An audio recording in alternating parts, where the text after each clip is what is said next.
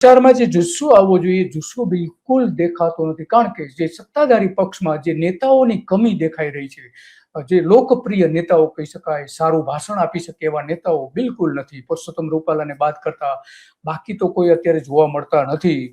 હર્ષ સંઘવીની જે ભાષા છે લોકોને પસંદ બિલકુલ નથી આવતી.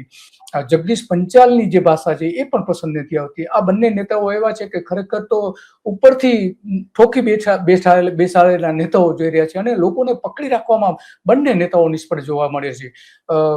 બીજી બાજુ ભૂપેન્દ્ર પટેલની સભાઓમાં પણ પાંખી હાજરી આપણે જોયું કે ઘણી જગ્યાએ પાંખી હાજરી પણ જોવા મળી રહી છે. તો આ બધામાં કારણો ઘણા બધા છે. કારણોમાં અનેક છે. ભૂપેન્દ્ર પટેલ પણ પોતે સારું ભાષણ નથી આપી શકતા, લખેલું મોટા ભાગે વાંચી જાય છે અને એટલા માટે આપણે જુસ્સાનો અભાવ જોવા મળે છે. અને એ જે થઈ રહ્યું છે એ કોઈ પણ રીતે કોઈ પણ પક્ષ માટે સારી નિશાની તો નથી.